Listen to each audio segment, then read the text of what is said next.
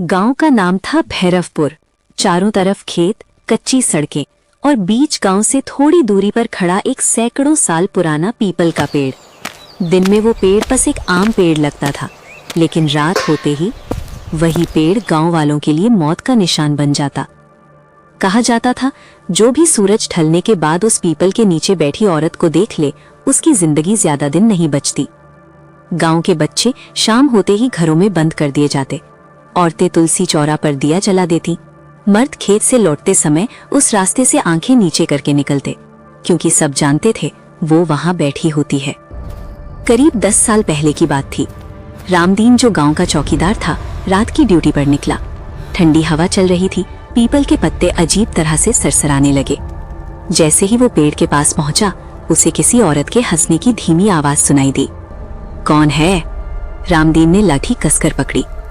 People के नीचे एक औरत बैठी थी। लंबे खुले बाल, सफेद साड़ी, पैर जमीन को छू ही नहीं रहे थे। रामदीन का शरीर सुन्न हो गया। अचानक वो औरत धीरे धीरे खड़ी हुई और बिना पलक झपकाए उसे देखने लगी। रामदीन चीख भी नहीं पाया। सुबह उसकी लाश गांव के कुएं के पास मिली।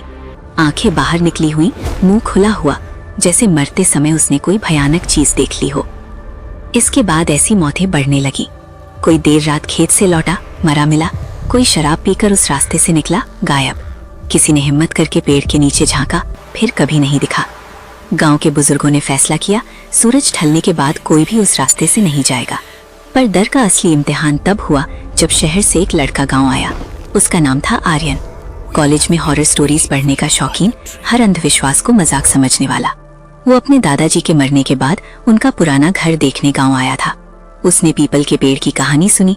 आर्यन हंस पड़ा। चुड़ैल? सच में? ये सब बस डराने के तरीके हैं।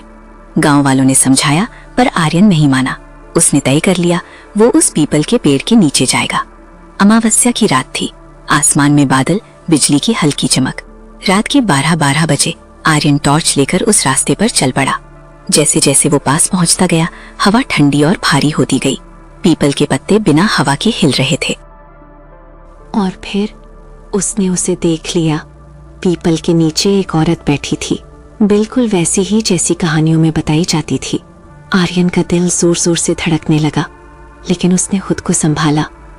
ये बस कोई औरत है, उसने मन में कहा। उसने आवाज दी, कौन हो आप? औरत ने धीरे धीरे सिर उठाया। उसका चेहरा अधूरा था। एक आंख गड्ढे में धसी हुई, दूसरी आंख सीधी आर्यन की आत्मा में झांकती हुई। और फिर वो मुस्कुराई। अचानक आर्यन के कानों में आवाज गूंजी, पर वो आवाज बाहर से नहीं, उसके दिमाग के अंदर से आ रही थी। तू भी वही है जो मुझे पेड़ से बांधकर जलाकर मारा था। आर्यन पीछे हट गया। उसे झटके झटके में सैकड़ों साल पुरानी तस्वीरें दिखने लगी। एक औरत जिसे गांव वालों ने डायन कहकर जिंदा जला दिया था। मरते समय उसे इसी पीपल के पेड़ से बांधा गया था, और मरते मरते उसने कसम खाई थी, मैं लौटूंगी और हर उस आदमी को ले जाऊंगी जो मुझे देखने की हिम्मत करेगा। अंत या शुरुआत? आर्यन चीखना चाहता था, पर आवाज गले में अटक गई। चुड़ैल धीरे धीरे उसके पास आई। उसके पैर अब भी जमीन को नहीं छू रहे थे। तू डरता नहीं था ना? वो फुसफुसाई। गांव के लोग जमा थे। पीपल के पेड़ के नीचे आर्यन की टॉर्च पड़ी थी। आर्यन कभी नहीं मिला, पर उस रात के बाद लोगों ने एक नई बात नोटिस की। अब पीपल के नीचे एक नहीं, 2 परछाइयां बैठी दिखाई देती हैं, और जो भी उन्हें देख ले वो अगली कहानी बन जाता है।